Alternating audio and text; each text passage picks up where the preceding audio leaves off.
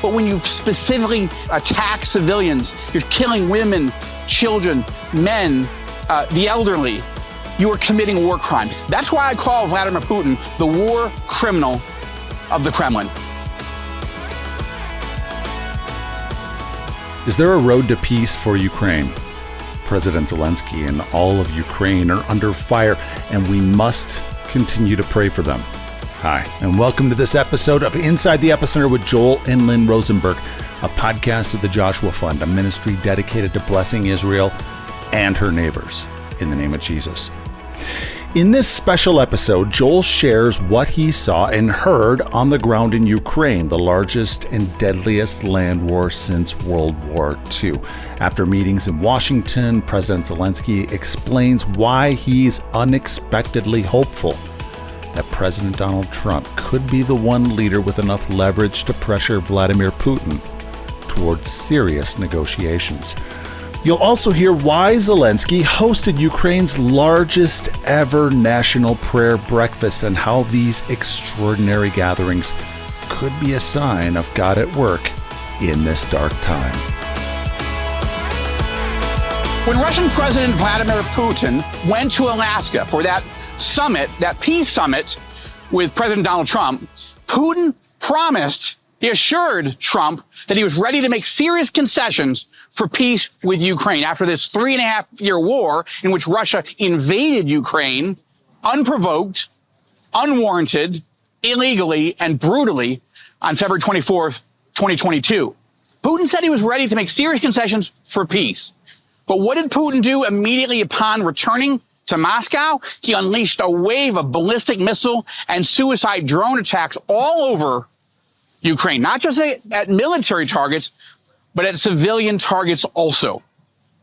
While I'm here in Kyiv, in the capital city of Ukraine, to have an exclusive interview with Volodymyr Zelensky, Putin ordered a massive attack against all of Ukraine, but particularly against the capital. Ballistic missiles, suicide drones. Ukrainian officials tell us at least 12 Ukrainian civilians are already dead, including 3 children, ages 12, 14, and 17. At least 48 Ukrainian civilians are wounded, some of them severely. And we're here at an apartment building that was hit directly by a Russian missile overnight. I was awakened in the middle of the night with massive explosions all over the city. And I've come to see with my own eyes what Putin means when he says he's ready for peace. We've come to Ukraine. We've come to Kyiv, the epicenter of the biggest war in the world that's raging right now. Okay, the war in Israel is still ongoing, and we're going to keep covering that on the Rosenberg Report as Israeli forces drive deeper into Gaza. There's lots of talk of a ceasefire, but right now, as I record this, Netanyahu is determined to destroy Hamas once and for all. But I've come here for 3 reasons. Come to Kyiv, the capital of Ukraine. I've come to Ukraine for 3 reasons. The first is because this is the biggest war in the world right now. It's the biggest land war in Europe since World War II, since the Holocaust. Second, and I wanted to see it for myself. Second, I got invited personally by Ukrainian President Volodymyr Zelensky to sit down with him and talk to him about the major issues. I had a chance to talk to him about Zelensky's meetings with Trump and European leaders, NATO leaders, and what Trump told him behind closed doors about what Putin said to him. I wanted to talk to Zelensky about the persecution of Christians in Ukraine, not by Zelensky, but by Putin. The churches that have been destroyed, attacked, destroyed, shut down. Ukrainian pastors and priests killed, murdered by Russian forces, as well as imprisoned and disappeared. We're going to talk about that coming up because Zelensky's being accused by people in the West, including people like Tucker Carlson, that it's Zelensky who's persecuting the church. I'm hearing just the opposite here. And not just from Zelensky, but from Ukrainian Christian leaders as well. We're going to get to that.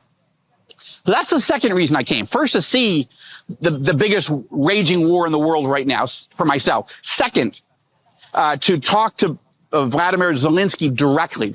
The third reason I wanted to come was to talk to Christian leaders, to hear from them directly. How are they doing? How's the church doing? What is the level of persecution and who's doing the persecuting? But I'll tell you, there's a fourth reason I came, and that is to assess, is what's happening here part of Bible prophecy? And I believe it is. And we're going to go through this show. At the end of the show, I'll talk to you a little bit more about that. I've also done a YouTube exclusive on this topic. Is the war that's raging here in Ukraine, is it really part of Bible prophecy? I believe it is. And on the YouTube exclusive, we'll go into much more detail. But let's get started as we process this horrible scene of Putin's evil, wicked behavior towards his neighbor, towards Ukraine. He is attacking Ukrainian civilians. An unprovoked war and an unprovoked invasion, that's bad enough. But when you specifically attack civilians, you're killing women, children, men, the elderly, you are committing war crimes. That's why I call Vladimir Putin the war criminal of the Kremlin. And this is a story that Christians absolutely need to hear. All Americans, all Israelis. I've come from one war zone to another. And I want to take you now into the Situation Room in the presidential compound, the wartime presidential compound of Ukrainian President Volodymyr Zelensky. Good to meet you, sir. What an honor. Thank you for making time. Thank you so much. Wow. Thank you for coming. I'm so grateful, and I'm Thank so you very grateful much. to you. I bring greetings, Mike Pence, Mike Pompeo, and Lindsey Graham. Thank you so I much. talked to each of them in preparation for this, and they're all big friends. they love you, Great. and they're working Thanks hard so for you. much. Yeah, thank you. Thanks, sir. Well, let's go in. Yeah, okay. we're ready. Yeah. Okay.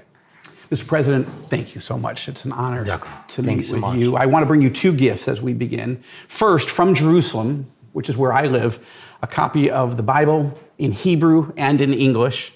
And I just hope it's a so much. blessing for you. Yeah. Thank you so much. We are praying for you. And Thank you for secondly, your prayers. I write political thrillers, novels. That's actually what I do. This novel was 2018, okay? It's about a Russian dictator who's trying to decide, should I invade Ukraine or the Baltics? This all was written and became a New York Times bestseller before. You signed it for me. I did for you. Thanks so much. So I know you're a little busy, but you don't have to read it right away. Yeah, but I'm busy all these days, long days, but I want weeks, you to know that. But I think I will find some time for this very interesting. No problem. Thanks so much. Thank you. All right, And let's you get have right to into know, it. You have to know my wife read everything, a lot of books. So at least if I will read half, she will read Wonderful. all Well, of I them. hope So she in any enjoys case, it. thank you. Although Thank you so much. I wrote it in order to raise the alarm that this is the type of things that Vladimir Putin might do. It's not technically about him, but that's my concern. And so let's get right into this. First of all, I'm deeply sorry for all the losses of Ukrainian soldiers and civilians, but I am impressed by you, by your people, and the courage. I went to the Romanov Bridge yesterday to see how you guys stopped the invasion. So I just want to talk to you first about the National Prayer Breakfast. I think it's important that you are hosting this breakfast and calling your people to prayer. Why did you feel it was important, starting last year and now this year, to host the National Prayer Breakfast? Because for years before, you hadn't done it, so why now? If I can, I will speak Ukrainian. Yeah. First of all, you know that we are a very religious nation, and it is true that we have always been. But in times of war, this topic becomes extremely sensitive. And understandably so, people need help against such a titan, since they are fighting for freedom and their children. It's clear that people have a lot of faith in each other, in their families, and for the most part, they trust God. I think that these prayer breakfasts are important and remain a strong tradition. In past, our people had such traditions, but over time it becomes somewhat scattered. There was no more unity anymore. But for us, it is very customary to gather different believers, different confessions of different religions. And we used to gather like this. We had the largest council of churches, the largest in Europe, by the way. As soon as I become a president, I used to participate in such gatherings a lot. Orthodox, Catholics, Protestants, Baptists, Jews, Muslims, everyone were gathering together.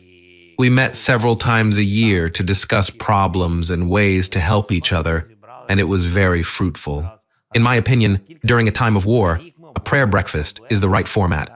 As you saw, over 1,200 people stood together on one stage, representatives of different religions, all united for peace, for the hope of a just peace in Ukraine. There is a profound belief in God among people, and I believe this serves as a strong unifying tradition, a message to all, because over 1,200 people were able to gather there, and it was significant that we sent this signal, seen by millions. It's important to convey this spirit. It truly matters. Well, I am so grateful that you're doing this. I think it reminds me from the Bible of 2 Chronicles chapter 7, verse 14 in the Jewish scriptures. If my people who are called by my name humble themselves and pray and seek my face and turn from their wicked ways, I will hear from heaven and I will heal their land. And I think that any country that turns to the Lord in the midst of the face of this type of evil, the Lord appreciates it, and he is going to help you guys prevail. You have been criticized by some voices in America, Tucker Carlson, for example, that you're persecuting Christians here, that you are throwing priests into prison, that you're shutting down churches. But I've been meeting with Christian leaders ever since I got here, and they tell me the exact opposite story, that the only priests that have been put into prison are Russian Orthodox priests that are spying on or accused of working for Moscow. Would you clarify this issue of religious freedom? Because I will tell you, the Christians I'm meeting at very senior levels, they say this is the most free country for their faith of any former Soviet republic, certainly more than Russia. So would you deal with that? Yeah. More than 70% of people are believers, and their faith, their aspirations, and their churches have never been restricted by anyone. On the contrary, the state has always supported them, and they are very free. I believe you have seen this yourself. And you know, there are over 1 million Protestants in Ukraine, and that says a lot. As for the Russian Orthodox Church, first of all, no one has persecuted anyone. On the contrary, Russia has bombed about 600 churches in Ukraine, striking indiscriminately, destroying churches of different denominations and faiths alike. In the occupied territories. Temporarily occupied territories. Well, temporarily. It's okay, I understood. But also in Ukraine, which we on the territory which we control. Okay. So they just targeted in Odessa. They always said that this is Mother Odessa. They said this is very native for them city, but they destroyed the main cathedral in Odessa by missiles. Wow. Not artillery. Right. They can't say that it just we wanted something military. No, just in the center of Odessa.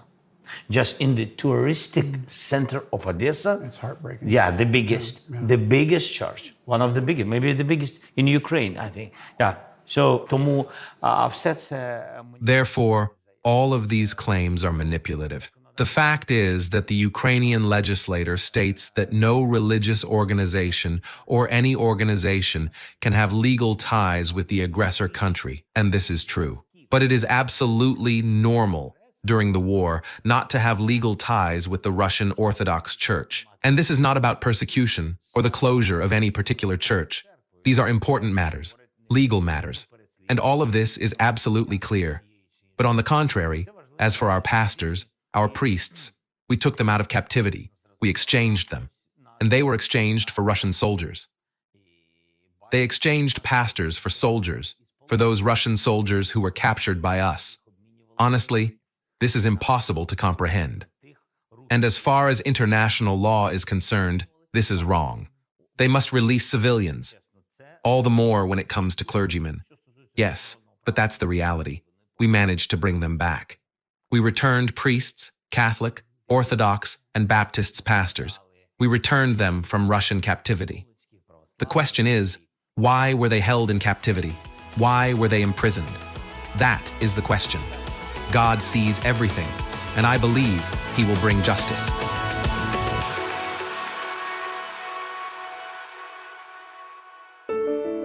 Today's verse of the day, 2 Chronicles 7:14. If my people, who are called by my name, will humble themselves and pray and seek my face and turn from their wicked ways, then I will hear from heaven and I will forgive their sin and will heal their land. Prayer requests. Pray for peace and protection, that God would restrain evil, shield civilians, and bring an end to the bloodshed in Ukraine. Pray for the church, that pastors, priests, and believers would be strengthened to serve faithfully amid destruction and persecution, and that they would be empowered to rebuild. Pray for leaders and unity, that world leaders would have the courage to pursue a just peace, and that prayer gatherings across Ukraine would multiply, uniting believers of every tradition in seeking the Lord. Thank you for addressing that, because I think that's a terrible lie that's being told, but it can affect Christians who don't know. And I appreciate that you coming on America's largest Christian television network, TBN, to tell the truth. Thank you. Okay, you just had a very interesting trip to the United States with some of your European allies to sit down with President Trump. My perception is that the meeting went much better than the meeting 6 months before, but what did President Trump tell you about his meetings with the war criminal of the Kremlin, Vladimir Putin, in Alaska? Did you walk away from those meetings feeling that Putin is ready to make serious concessions, or that he's really serious about stopping this war? I'll be honest with you. I think you are right. And it is a success that this Washington meeting was good. There was a substantive conversation, and the mood at the Washington summit was positive. And our dialogue with the president was good. You wore a suit, or a jacket at least. That was good. Yeah, President Trump told me, nice suit. I said, this is the best what I have. Yeah, and then you told the reporter, you're wearing the same suit. It's true. I saw that. But it's true. Yeah. Now, we really had a very good conversation with the president and his people. And I think what important for us, we showed the unity between Europe and Ukraine. And I'm happy that President Trump supported my idea to have this common summit. Yes, European leaders, big Europe.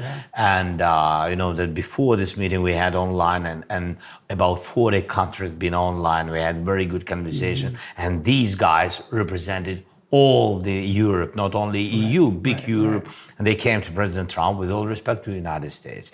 And I think this was very important. We had 3 platforms of dialogue. First, it was me and President Trump. We spoke about east of Ukraine and that we can't trust Putin. And I said to President that we need you successful.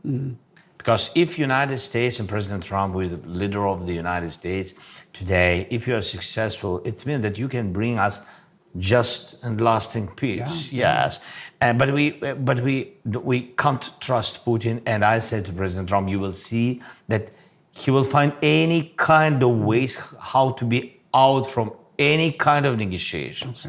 He said it very openly. But there is the second reason, that the President Trump is one of those persons who really can pressure on Putin to sit and negotiate and bring peace to Ukraine, our nation, to all the nations of Europe, be honest. So that's why I think that we understood each other. We spoke a lot of kilometers and battlefield, territorial integrity, why it's such important. I hope that President Trump understood me.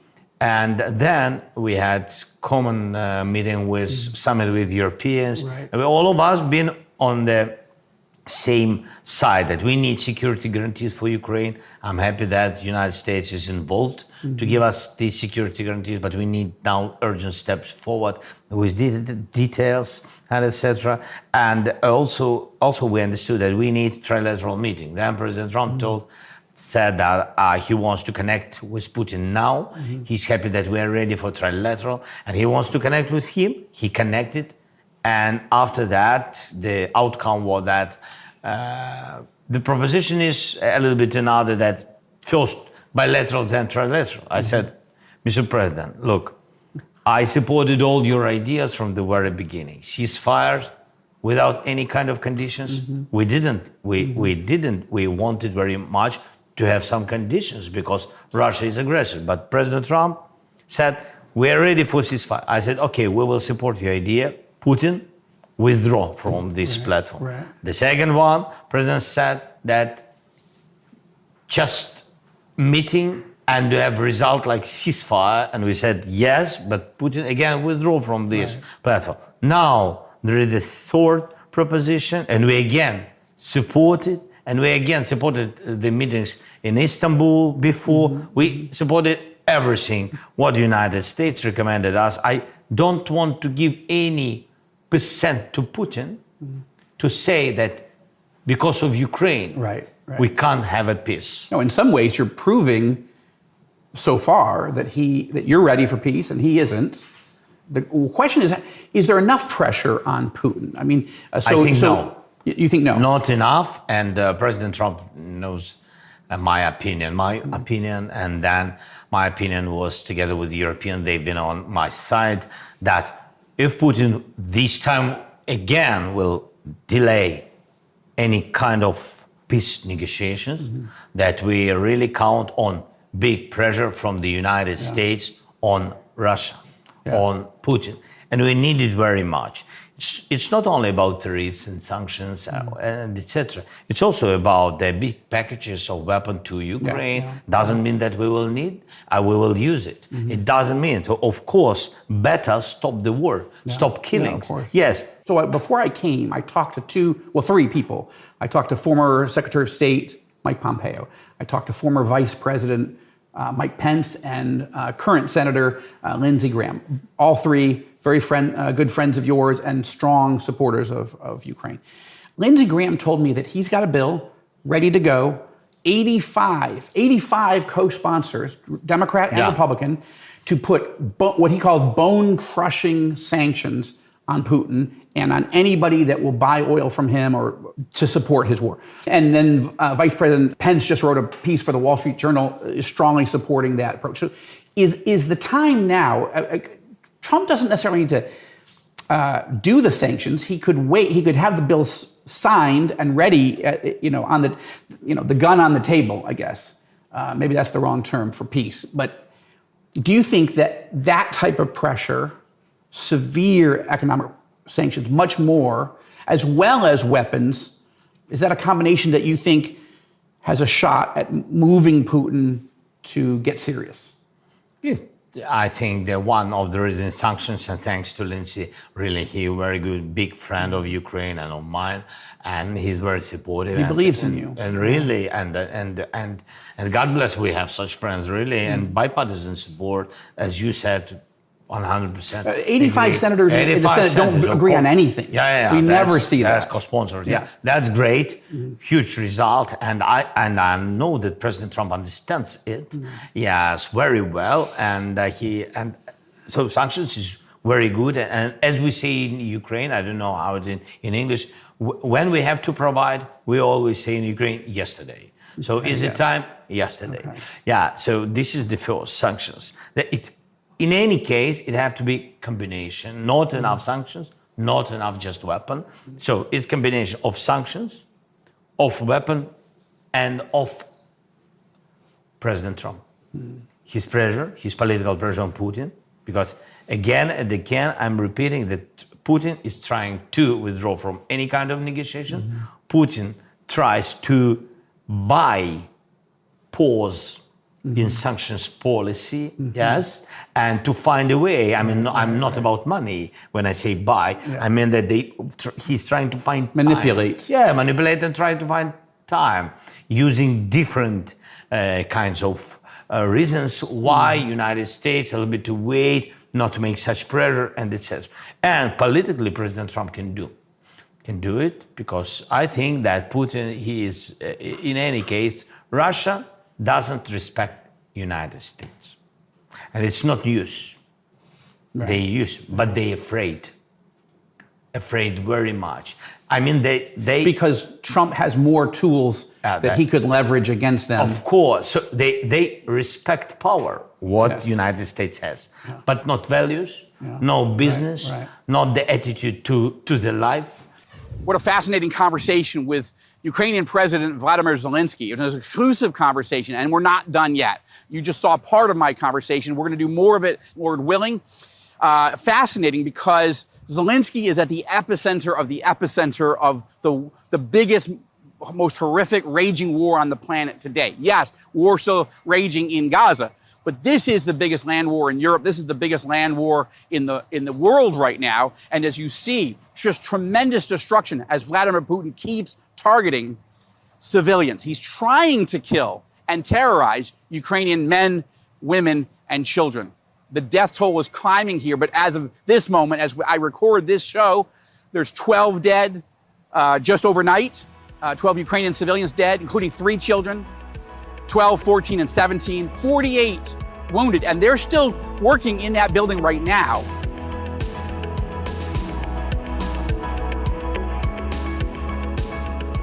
Thank you for listening to this episode highlighting what is happening in Ukraine and why we need to pray for them. If you have found this podcast really valuable, please get in touch with us. Let us know who you are. Do you want us to talk about something else on the show? Do you have a question you want Joel to answer? Send any comments and questions you may have to podcast@joshuafund.net. That's podcast@joshuafund.net. Your feedback is incredibly valuable as we continue with this podcast. And as always, you can check out our show notes for anything you heard on the podcast that you'd like more information on. To donate a generous monthly gift to the Joshua Fund to bless Israel and her neighbors now and for the long haul, become an Epicenter ally today. JoshuaFund.com. That website, JoshuaFund.com. Thanks again for listening to this episode of Inside the Epicenter with Joel Rosenberg. I'm Joel Rosenberg. On your left, you'll find some videos we've chosen specifically for you. We look forward to partnering with you to bless Israel and her neighbors in the name of Jesus.